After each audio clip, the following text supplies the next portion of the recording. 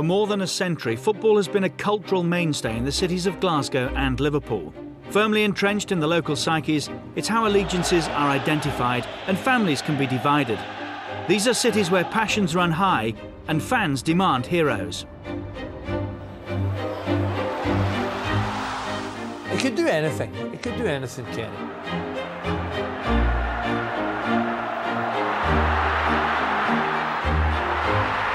If you pick the world 11, you know, Kenny Dalglish would definitely be in it.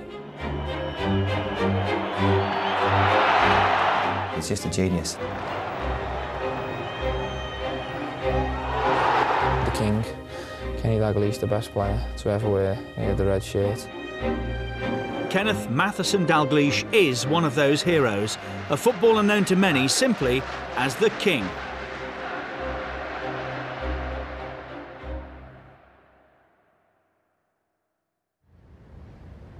In July 2009, Liverpool Football Club welcomed back a legend.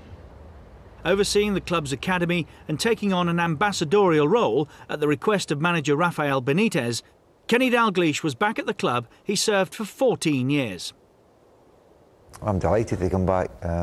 Rafa was wanting to make changes. He wanted me to come back and help with the academy, with the redevelopment of the academy, and also thought it would be of help to the club in some other aspects as well. His return has ensured that the name Dalglish will forever be linked with Liverpool. The fact remains, though, it already was, and always would be.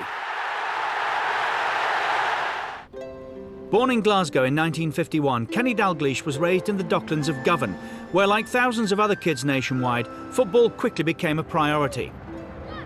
Something I always wanted to do. I enjoyed going to the matches, I enjoyed playing football, I enjoyed kicking the ball in the back garden with my dad. Something I wouldn't say interfered with my studies, but I wouldn't have thought the marks would have got me too good a job, so just as well had a wee bit of ambition to be a professional footballer. And I was fortunate that I got the right people at the right time came to watch me. One of those people was Sean Fallon, assistant manager to the great Jock Stein, when Glasgow Celtic became Britain's first European champions in 1967. Tremendous ability, skill, great touch on the ball, and reading the situations was 100%. He was a boy, actually. Once you looked at him, you'd sign him straight away. Dalglish was a regular visitor to Ibrox, home of Celtic's fierce rivals Rangers. But as his reputation grew, the young Scot waited for a phone call that never came. Plenty of rumours going about, and the Rangers scout saying I was signing for Rangers, and everybody thought I was signing for Rangers apart from myself and my dad, because we were never asked. But when Celtic came in, then my dad, who was a Rangers fan as well, said, well, if you're going to get an education in football, that's the best place to go. Celtic's captain was Billy McNeill, already a legend at the club, having lifted the European Cup that year. I remember one pre-season, suddenly this young fella came in with the rest of a group of youngsters, all talented, lots of real talented players, but this one stood out, and every one of us notices him. Celtic had unearthed another diamond, albeit one still flawed. The raw talent needed a tougher edge, but for the time being at least, would not find it at Celtic Park. He'd been down in England at 2 or 3 clubs. He actually spent a month at Liverpool and came back home. We fixed him up then and placed him out to Cumbernauld Juniors, where he was playing among men there. It was an experience, and it certainly toughened you up. There was no prisoners. At the end of that season, Big Jock took the Celtic first team to Cumbernauld, and they all respected and appreciated what Jock had done in giving them Kenny. The appreciation was mutual. 37 goals brought Dalglish back to Celtic, where his education continued apace. He was not alone. Quality Street gang, they were fabulous. I mean, what a fantastic group of players they were. I mean, I'm saying that it was obvious that you could see Kenny was going to be a real star, but that was obvious about Danny McGrain, David Hay, George Connolly, Lou Macari, Paul Wilson. They were super players, they really were. It's as talented a group of youngsters as I've ever seen. They won every competition they played in, which was unique. It was only a matter of time before they were pushing the first team players. Well, it always seems as if you won everything when you look back, doesn't it? But it wasn't quite like that. We did win a few things. But we also lost as well. And I don't think there's any harm in losing. It teaches you to be that bit more hungry and appreciative to win something else. Learning his trade alongside Dalglish was Danny McGrain. His brain just took in so much. I may have taken one or two things from our surroundings, but Kenny seemed to have taken in 5 or 6 or 8 or 9. But his brain, if he leaves to science, will be an amazing thing to look at. I think the first time I ever played for the first team was the second leg of a League Cup tie. They played, I think it was Hamilton Accies at Celtic Park, and beat them 10-0 in the first leg or something. And we went back to play them in the second leg, and they were 4-0 up in the second half, and they put me on. He wasn't taking a chance, was he? 14-0 up in aggregate, and he said, "Right, we can risk it." Dalglish broke into the first team as Celtic were midway through an historic run of 9 league titles in a row, and already his attitude showed wisdom beyond his years. He knew what was needed to be a top professional. When you get a start in professional football, then you've got to take it. The start is basically what it says, only the start. It's not the end. Once you're there, then the hard work starts. But some people fail because when they get there, they think that's it. It was a golden age for the club, and Dalglish was soon at the heart of it. Kenny had this great attribute of creating space, leaving space for you to put the ball into the space, and it made it so easy. What he had was so important, was speed of thought. And that will overcome speed of movement. He had a great knack of scoring goals and just creating goals. And we took it for granted then, because it was just a thing that Kenny did. He had the wee bit of genius that separated him from even the very best player. In 1977, Dalglish led Celtic to the League and Cup double, but had become restless and sought pastures new. It wasn't an easy decision to make. And I suppose some people would say it was selfish. Well, life isn't a rehearsal. You've got to do what you've got to do, and if you're ambitious, you've got to go and try somewhere else. Big Jock tried like nobody's business to keep him, but you know, Kenny, great determination, and when he thought that he was doing something that was good for him and good for his career, then he just went about and did it. But he's got too good for us. He's got too good for Celtic. In a similar twist of fate, Liverpool's current hero was about to spread his own wings. Kevin Keegan's would be tough boots to fill. Liverpool fans knew it. Don't need to worry. Absolutely. No. He would be twice the player that Keegan would be.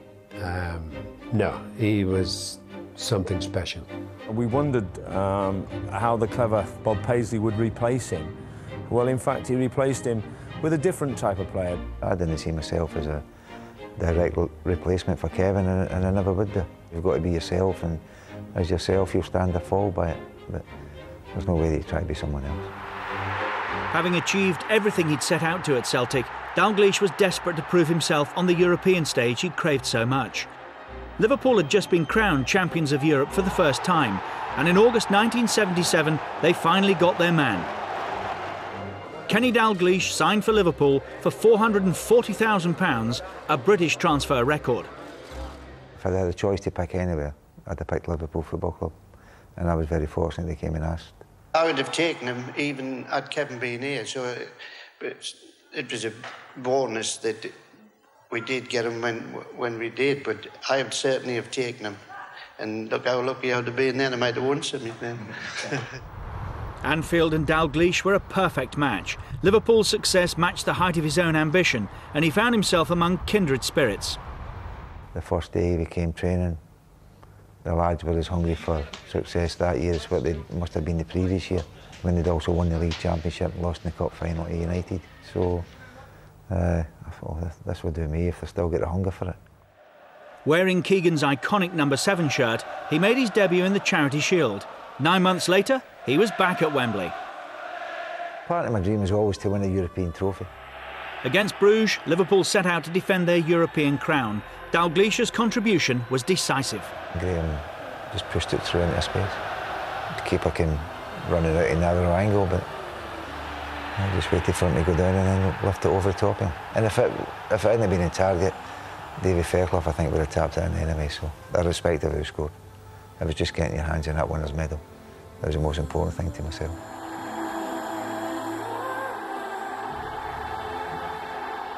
And another thing that I always wanted to do was to go around the city with a trophy. You could never do that in Glasgow, even no matter how often you won something. It was always something that I felt I'd missed out on. And to do it with a European trophy in the first year was beyond your wildest expectation. All-conquering yet always humble, it was the Liverpool way. There was no guy who thought that he was any better or more privileged than any of the others. The great thing was it was a team. In 1981, the team went on to reach their third European Cup final and triumphed once again, this time in Paris against Real Madrid. I remember Alan Kennedy's goal, but I don't remember too much about the afterwards. That was a good part of it. He always had a good celebration. The sad part was you couldn't remember it. Bob Paisley said in '77 in Rome, he said he never had a drink. He said he wanted to get drunk in the atmosphere and enjoy the moment and remember it. I never listened to Bob's advice.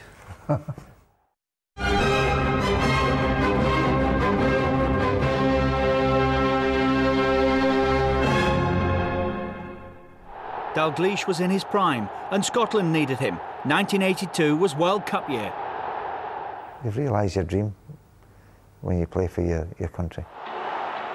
He'd made his international debut in 1971, scoring his first goal the following year. Scotland did reach the 1974 World Cup finals in Germany, though failed to progress beyond the group stages.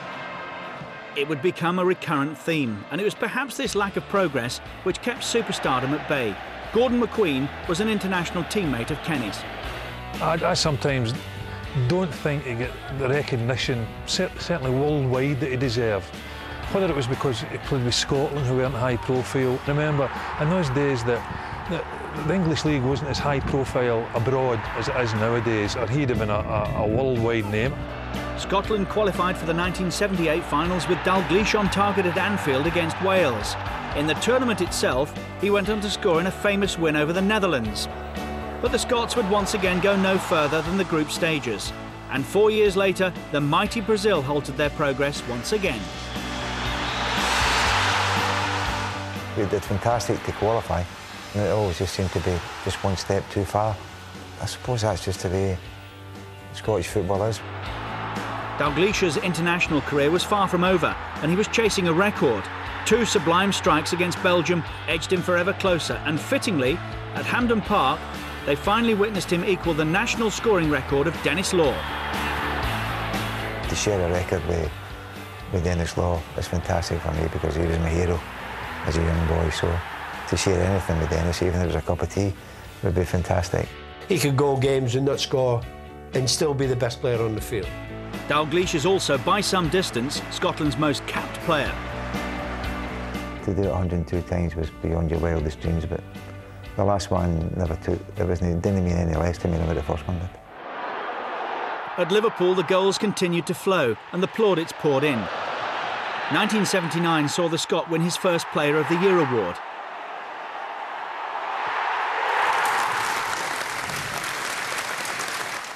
His career flourished under Bob Paisley, but for Dalglish and his manager, the biggest hurdle was the language barrier. I don't understand him. He said he's got trouble with me. Well, goes both ways.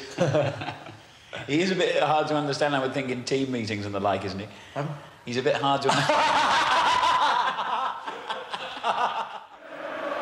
The Scot had good reason to smile. The early 80s saw the birth of what became one of the game's most fearsome attacking partnerships, albeit one with inauspicious beginnings. I didn't like Kenny when I first met him because he just like taking the mickey and all that, and as a kid, you know, you're thinking, no, does he mean it or not? But what he's doing it to try and get you into the Liverpool way where you have a laugh and a joke, and when you get to know him and all that, you know there's no malice at all in him.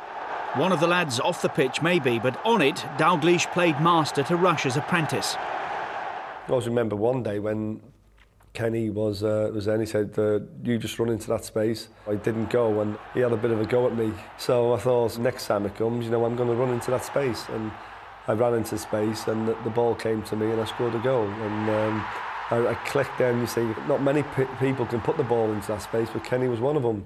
And he wasn't even looking half the time. He probably underplays the part he played in the success of Liverpool Football Club. He could finish anyway.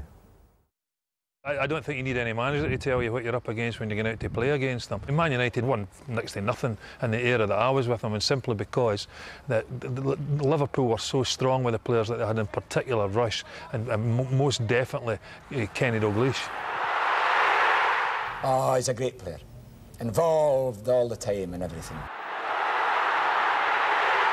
He always wanted to be where the goals were, and he wanted to be in the thick of things.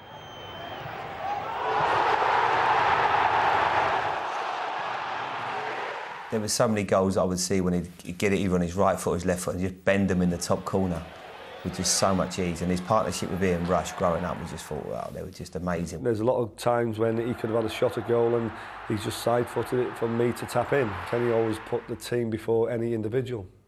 Player of the Year, Kenny Dalglish. Indisputably Britain's finest player, Dalglish was named Double Footballer of the Year in 1983. Though just missed out on the European prize won by Michel Platini. 12 months later, Liverpool reached their 4th European Cup final. That could arguably be as good an achievement as any of them, because we were playing Roma on their own ground. In any other round of the competition, if you score away from home, it invisibly counts double. Why did we not just give them the trophy at the end of 90 minutes and went to penalty kicks? And Bruce did his famous wobbling act, and we realised we scored, we'd win the cup, and then we realised it was Alan Kennedy. And we thought, no. But to be fair, in training, he'd knocked most of his penalties in exactly the same spot, and that was us. We were off and running. Another European Cup, another tour of the city. There would even be the chance of a repeat performance a year later. But tragedy lay ahead, and it brought back painful memories. As a spectator, Dalglish narrowly missed the Ibrox disaster of 1971, having left the stadium moments before 66 people died in a stairway crash. In May 1985, he was preparing to play against Juventus in his 4th European Cup final at Brussels' Heysel Stadium. Prior to the kick-off, rival fans clashed, a wall collapsed, and 39 people were killed. The game still went ahead. Our club had gone on record to state that they didn't think the organisation outside, regards ticket checks and everything, was good enough. But obviously fell on deaf ears. And the football then became totally irrelevant. Liverpool lost their European crown that night, but the result seemed insignificant. Manager Joe Fagan stepped down immediately, and it was announced that at 34, Kenny Dalglish was the new player-manager of Liverpool Football Club. It was a great compliment to be asked to become manager. And if they had the belief in myself, then it was only right that I should try and support that belief. He took to it like a duck to water, really. I think he was. He had to sort of change, be more distance himself from the players, but at the same time he'd still be mates with players. From the darkness of Heysel, Liverpool emerged with the gleam of silverware. Dalglish himself scored the goal which clinched the 1986 league title.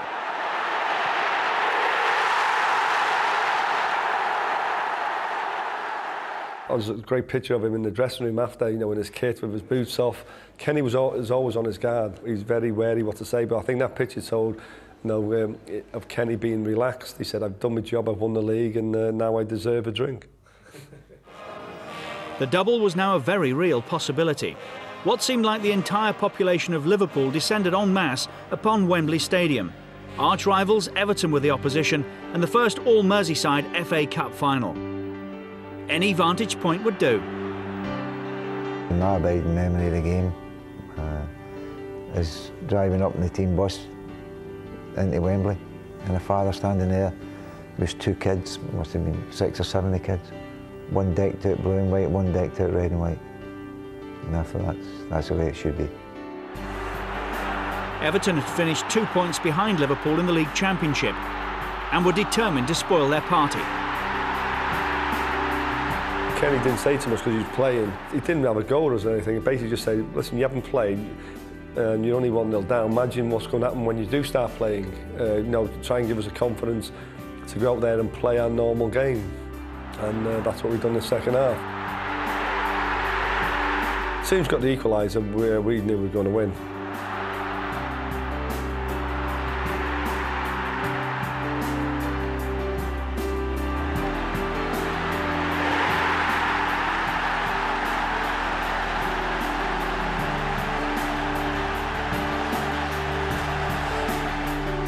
Liverpool became only the third club in history to achieve the league and cup double. Kenny Dalglish remains the only player-manager to have achieved the same feat. Once again, it was time to celebrate. I don't know what they deserve, but they've definitely got that anyway. Who's pouring that? Sam, it's the first time we've ever seen you embarrassed.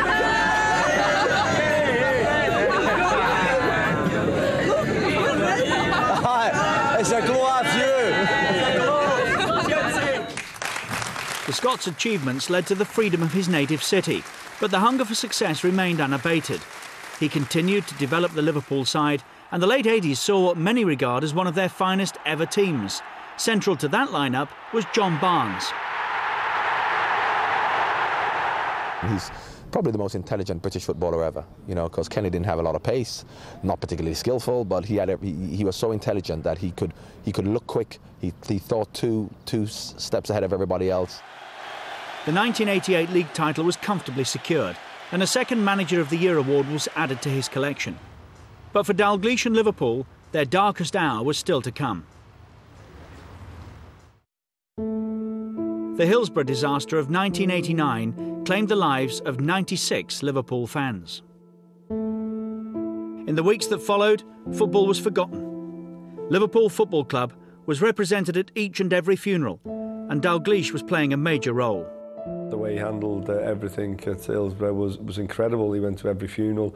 Kenny Dalglish couldn't do anything more for the people of Liverpool supporters. Every single person that's got any interest in football was affected by Hillsborough, but not as badly as the families themselves. They're the ones that were most important at that time, and to this day still are the most important.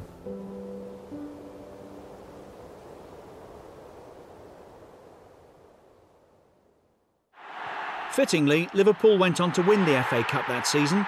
Dalglish led his team to glory from the sidelines, and in May 1990, his last ever playing appearance saw Liverpool presented with yet another league title. 9 months later, though, Dalglish resigned. I knew come February that I needed to get a rest, and it wasn't in the club's interest for me to still be there, because if you're in charge and you can't make a decision, then the football club deserves better than that. His legacy remained, though, and the next generation of Liverpool players found inspiration lay at the feet of the king. When you're 15, you go and see, you know, arguably one of the greatest managers and one of the greatest players of all time, and he says, "How are you?" Takes the time out to speak to you and your dad, and really show that, you know, he wants you to come and play for him. But at 15, you know, that really sold it for me.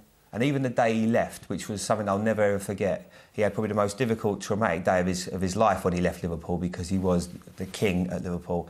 He still had the time to ring me that afternoon and just say, "Listen, don't worry about anything. You're going to be fine at Liverpool. They've got high hopes for you." And I think that was a mark of the man. 8 months later, Dalglish was appointed manager of Blackburn Rovers, whom he led to the Premier League title at Anfield in 1995. He also had spells managing Newcastle United and his former club Celtic. It's his talent on the pitch, though, alongside his achievements, which live long in the memory. More than 300 goals in over 800 senior appearances. The first player to score 100 league goals in both Scotland and England. Scotland's most capped player and joint record goalscorer. More than 30 team and individual honours speak volumes for his abilities. And in a recent poll on the club's website, he was voted by the fans as the greatest player in the history of Liverpool Football Club. It's acknowledged now, he's King Kenny, so he's part of royalty, really. I'm just thankful that I played with him and grew up with him. I've played with great players at Celtic, but Kenny assuredly is right at the top of that pile. One of the greatest Scottish world football players. He was the #1 Liverpool player of all time, so therefore, in my opinion, the #1 British player of all time. You got Diego Maradona, Michel Platini, and I think Kenny Dalglish is in that category.